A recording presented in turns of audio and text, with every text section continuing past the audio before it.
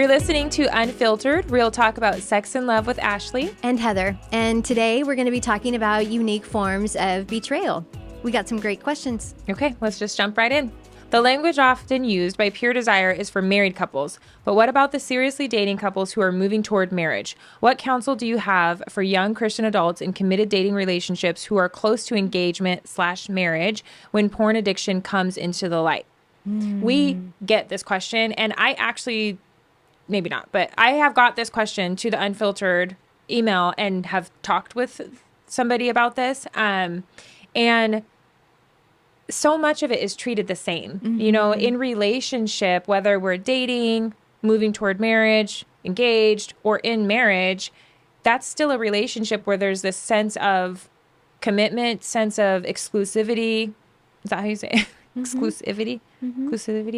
And you expect, there's a certain set of standards that you expect when you're committing to one another, whether you're dating or married. And so clarifying what that is and communicating a plan of disclosing things if anything happens is okay. And so I think what I normally hear from somebody who's either dating or engaged is they don't really feel like they have the right to ask for some of the same things that the married women do, especially if they're in a Betrayal and Beyond group.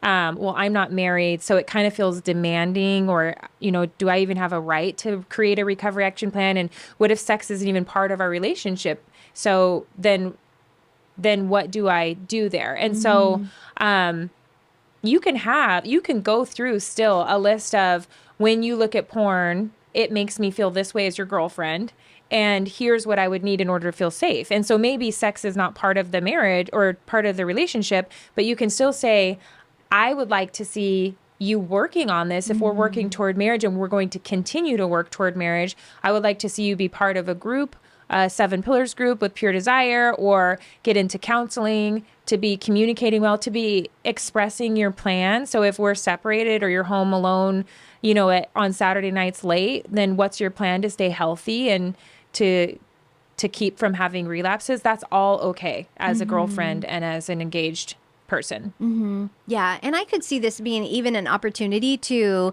go through Pure Desire counseling as a couple, and just before you get married, just so that you're going through all of the steps to get healing for both of you, but then you're also going through the disclosure process, like a full disclosure with professionals, and you're really getting all of the information that you need before you get married to this person. I mean, I think I would want that as a woman. I would, and especially if I know before getting married that this is an issue, and I think that would be reasonable to ask for something like that, just so that you are getting married with full information, with all of the information that you could possibly need before making that lifelong commitment. Right. Because marriage absolutely won't make this go away. It's going to be the hard work of recovery that's going to help him stop looking at porn or using porn.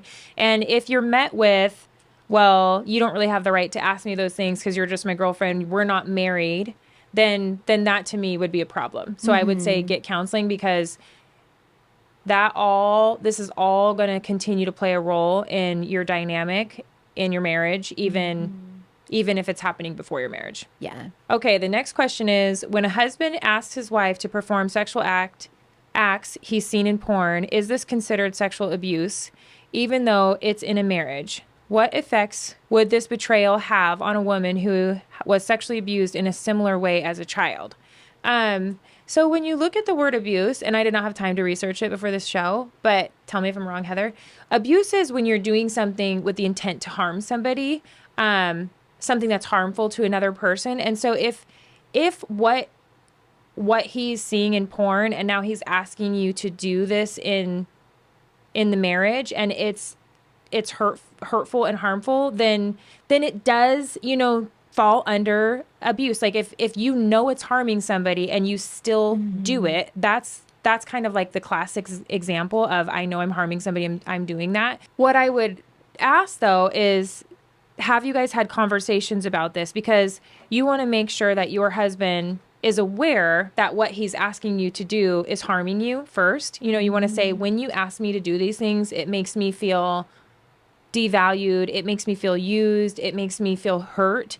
it makes me feel like you don't care about me. And then if he continues to do that, that's a big problem that needs to be addressed with a counselor. So that's that answer and question. But I wouldn't do anything I see in porn. I mean, it's one thing to say, let's try to do different things in our marriage bed. Let's try different things sexually. That's okay to kind of like be creative, get out of ruts. You don't always have to have sex at 7:00 on Thursday night, it doesn't always have to be the same, but we want him and you to be in reality. And so maybe a recalibration would be good after seeing so much porn, to just detox completely from that and not do anything at all that reminds either one of you of the porn use, to bring it back to what do you two actually like doing and what do you two actually enjoy doing, and developing an arousal strong between each other, like reframing that and becoming aroused by your spouse and what they offer and do and what you guys are exploring together, versus taking something that feels cheap over here and dirty and wrong and then trying to infuse it into your marriage. Yeah. Yeah, that is so true. I would also say that if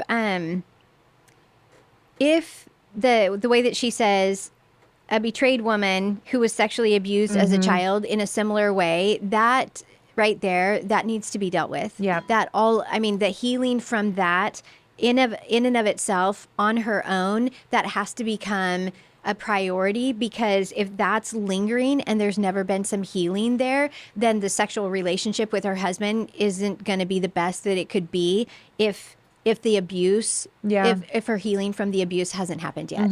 Yeah, it's really important. I know that a lot of women struggle with that and struggle with the idea that I don't want to have to go and talk about it. I don't want to have to do this. I don't want to have to relive any of that. It's not going to benefit anything. But yet, if it's still popping up in your relationship, and even with frequency, then it needs to be addressed. Yeah. Deal with it. Get the counseling one-on-one for yourself. And you could possibly get to the point where some things are okay because you've processed the trauma.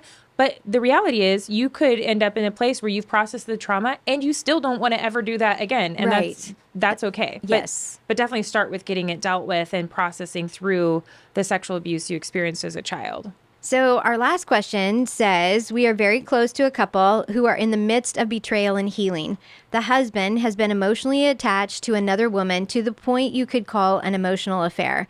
They are working toward healing. I was wondering if you have any recommendations for a couple dealing with an emotional affair and healing from this type of betrayal.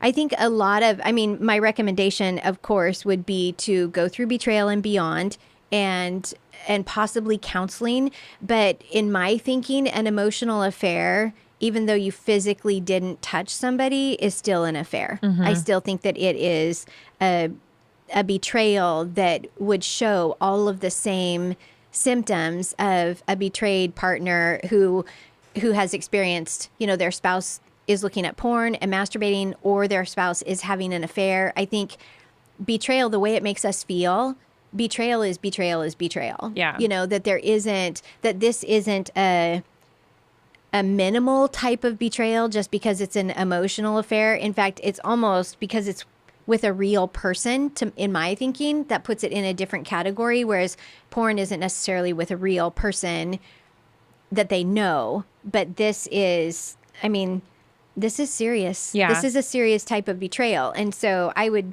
recommend all of the normal things that all the same. Right. That we would want to see for her to feel safe, and for sure for him to not have a relationship with that person who he has this emotional affair with. But yeah, Absolutely. It's tough. Yeah. All the same advice that, if your husband is going to another woman for any reason to get needs met and there's sneakiness, and that's just painful. It doesn't matter if it's emotional or physical. And so, we're saying all the same things. And if you're listening to this episode and you're like, what are all those same things?